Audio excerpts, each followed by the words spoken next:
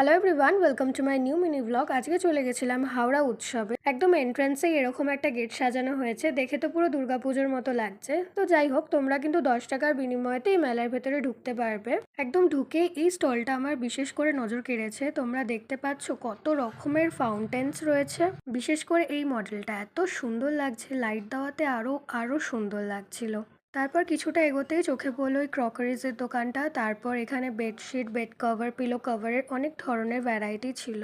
তারপর এই স্টলটা দেখো, কাচের সোফা কখনো দেখেছো? হ্যাঁ, এই দেখো কাচের সোফা, মানে সমস্ত যা রয়েছে সব এই স্টলে কাচের ছিল। এই মেলাটা কিন্তু শুরু হয়েছে 19শে মার্চ থেকে এবং দীর্ঘ 25 দিন ব্যাপী মেলাটা চলবে। আমি কিন্তু এটা সেকেন্ড দিন গেছিলাম। প্রথম দিনের ভিডিও আমার চ্যানেলে পোস্ট করা আছে। তো সেদিনকে আমি বলেছিলাম যে মেলা একদমই ফাঁকা ছিল। হ্যাঁ, কিন্তু আজকের ভিডিওটা তোমরা যেটা দেখছো প্রচুর ভিড়। তো এই কারণে আমি প্রথম দিনেই চলে গেছিলাম তোমাদেরকে ফার্স্ট লুকটা শেয়ার করার জন্য। আর এটা আমি দ্বিতীয় দিন গেছিলাম। 19শে মার্চ প্রথম দিন কিন্তু আমার মেলায় ঢোকার জন্য কোনো রকম কোনো টাকা লাগেনি, কিন্তু এই দিন গিয়ে দেখলাম 10 টাকা করে লাগছে। মেলাটা যেহেতু প্রচুর বড় জায়গা নিয়ে হয়েছে, তাই যে ভিড়টা তোমরা দেখছো সেটাতে কিন্তু কোনো রকম সমস্যা হয়নি। তোমরাও কিন্তু তোমাদের ফ্যামিলি মেম্বার্সদেরকে নিয়ে ঘুরে আসতে পারো। আশা করি সবার ভালো লাগবে। আচ্ছা, আগের দিন তোমাদের কিন্তু এই স্টলটা আমি দেখিয়েছিলাম, তখন দাদা পুরোটা সাজিয়ে উঠতে পারেনি যেহেতু প্রথম দিন ছিল। আজকে দেখছো পুরো কমপ্লিট সাজানো হয়ে গেছে। তারপর কিছুটা এগোতেই আমার কিন্তু এই স্টলের ড্রেসেসগুলো খুবই ভালো লেগেছে। এগুলো সব আজরাক প্রিন্টে, ইন্ডিগো প্রিন্টের সব ড্রেসেসগুলো ছিল। আমার কিন্তু এই ধরনের জামা কাপড় খুবই ভালো লাগে। আচ্ছা, ছোটবেলায় যখন মায়ের সাথে মেলায় যেতাম তখন কিন্তু এই জামা কাপড়ের দোকান, ফার্নিচারের দোকান, এই সব ধরনের কিন্তু দোকান মেলায় দেখতে পাওয়া যেত না। এখন আবার দেখি সব মেলাতে এরকম ধরনের দোকান থাকে।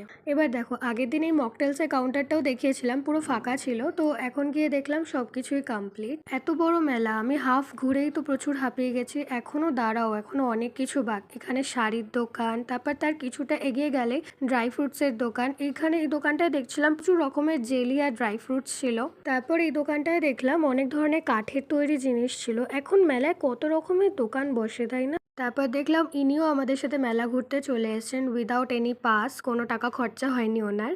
মেলার এই পেছন দিকটায় অনেকগুলো রাইডস বসেছিল, বাচ্চাদের বেসিক্যালি, বড়দেরও ছিল।